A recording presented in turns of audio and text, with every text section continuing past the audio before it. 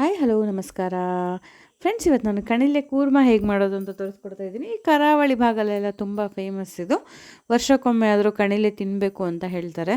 ಅಷ್ಟು ಪೌಷ್ಟಿಕಾಂಶ, ನಾರಿನಾಂಶ ಎಲ್ಲ ಇರೋ ಒಂದು ಪದಾರ್ಥ ಇದು. ನೋಡಿ, ಇದನ್ನು ನಾವು ಸ್ವಚ್ಛವಾಗಿ ತೊಳ್ಕೊಬೇಕಾಗ್ತದೆ. ನಾನಂತೂ ಬೆಳಗ್ಗೆಯಿಂದ ಒಂದು 4-5 ಬಾರಿ ನೀರನ್ನು ಚೇಂಜ್ ಮಾಡಿ ತೊಳೆದಿಟ್ಬಿಟ್ಟು ನೆಕ್ಸ್ಟ್ ಡೇ ಮಾಡಿರೋದು ನಾನು. ಬಿಸಿನೀರಲ್ಲೆಲ್ಲ ಸ್ವಚ್ಛವಾಗಿ ತೊಳಿಬೇಕಾಗುತ್ತೆ ಇದನ್ನು.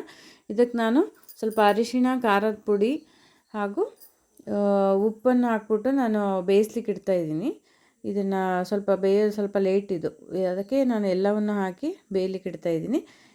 ಇದರೊಟ್ಟಿಗೆ ನಾವು ಮಸಾಲೆ ರುಬ್ಕೊಂಡ್ಬಿಡೋಣ. ಹಸಿಮೆಣಸಿಕಾಯಿ, ಬೆಳ್ಳುಳ್ಳಿ, ಜೀರಿಗೆ, ಕೊತ್ತಂಬರಿ, ಹುಣಸೆಹಣ್ಣು ಹಾಗೂ ಒಣಮೆಣಸಿಕಾಯಿ, ಕೊಬ್ಬರಿ, ಇದಿಷ್ಟನ್ನು ನಾವು ರುಬ್ಕೊಂಬರ್ಬೇಕಾಗುತ್ತೆ.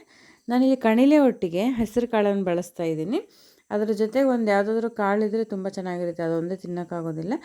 ಅದಾದಮೇಲೆ ನಾನು ಈಗ ಕಾಳು ಬೆಂದಿದೆ, ರುಬ್ಬಿರುವಂತಹ ಮಿಶ್ರಣವನ್ನು ನಾನು ಅದಕ್ಕೆ ಹಾಕಿ ಬೇಯಿಸ್ಕೊತಾ ಇದ್ದೀನಿ. ಬೇಯಿಸಿದ್ದಾದಮೇಲೆ ಅದಕ್ಕೆ ಉದ್ದಿನಬೇಳೆ, ಸಾಸಿವೆ, ಕರಿಬೇವು ಎಲ್ಲ ಹಾಕಿ ಒಗ್ಗರಣೆ ಕೊಡ್ತಾಯಿದ್ದೀನಿ. ನಮ್ಮ ಕಣಿಲೆ ಪಲ್ಯ ಕೂರ್ಮ ರೆಡಿಯಾಗಿದೆ. ಸಖತ್ ಟೇಸ್ಟಿಯಾಗಿರುತ್ತೆ. ನೀವು ಟ್ರೈ ಮಾಡಿ ನೋಡಿ ಈ ರೆಸಿಪಿ. ನಮಗಂತೂ ಸಖತ್ ಟೇಸ್ಟಿಯಾಗಿತ್ತು. ಬೆಳಗಿಂದ ಸಂಜೆವರೆಗೆ ಅದನ್ನೇ ತಿಂದುಬಿಟ್ಟಿದ್ದೀವಿ ನಾವಂತೂ. ಹೇಗಿದೆ ಅಂತ ಕಮೆಂಟ್ ಮೂಲಕ ತಿಳಿಸಿ. ನಮ್ಮ ಚಾನಲನ್ನು ಸಬ್ಸ್ಕ್ರೈಬ್ ಮಾಡಿ. ಧನ್ಯವಾದಗಳು.